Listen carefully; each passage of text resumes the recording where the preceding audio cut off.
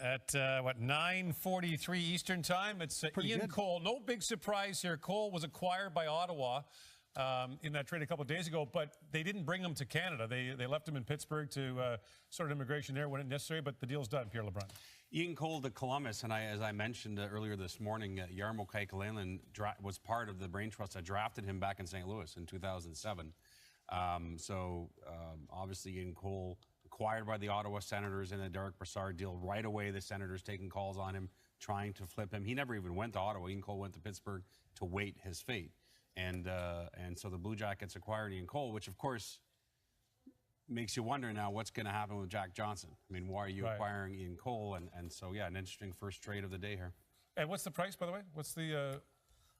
third-round draft pick for sure is part of the deal. And is it a prospect? Mountry? Nick Mountry plays for Cleveland in the American Hockey League. Sure.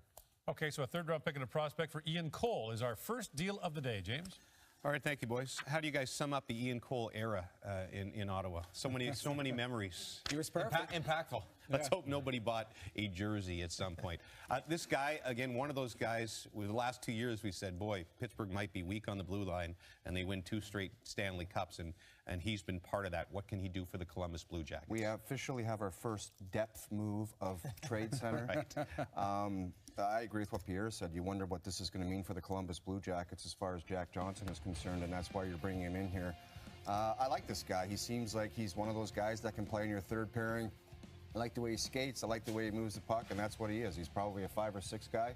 And Columbus wanted to add some depth on their blue line. Slotted 5 or 6, but he can go up your lineup. And, you know, in the fact of injury, inconsistency, I think Ian Cole can bring and chew up a lot of those minutes, especially on the penalty kill. Blocks a lot of shots. He's the type of defenseman I would call a predictable defenseman as far as the way he plays. It's night in and night out the same way, and as a goaltender, you want that predictability in front of you. So I think it's a nice depth move, as you pointed out, it's to bring in a guy who has experience, who can chew up some of those valuable minutes, and Columbus is looking to go deep into the playoffs. So if they get banged up on the back end, they've got some uncertainty with Jack Johnson's situation, so you bring in a guy that can maybe buffer that.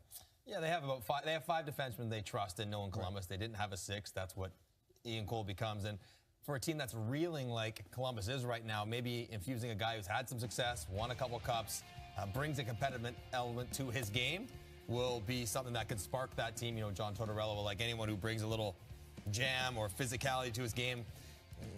He's a meat and potatoes guy. He doesn't move the puck that well, but he competes certainly very hard and knows who he is. Doesn't try to overextend the play beyond his capability. So he's one of those guys on good teams.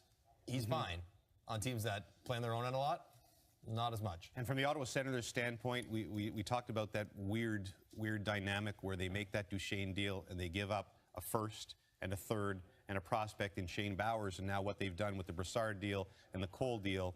If my math is right, they have a first coming back now. They have 2 thirds coming back. They have the goalie prospect in Gustafsson so far, and another prospect here. So the odd sort of rebuild, I suppose, continues. Retool, as they're still calling it in Ottawa, continues with the Ottawa Senators. We'll call it the reshaping of the Ottawa Senators. And obviously with the uncertainty of Erik Karlsson's situation is fluid. I mean, there has to be other teams that are calling on a guy like Mike Hoffman. For me, Mike Hoffman's situation is really interesting for me in Ottawa, because if I'm a team like the Edmonton Oilers who needs speed on the left side, I think Hoffman would be a fit. Pacioretty, easier said than done, getting that player or getting those players out of those organizations. You got to be careful, though, Jamie. I think the Edmonton Oilers, they shipped out Taylor Hall, they shipped out Jordan Eberle, and guess what they want right now?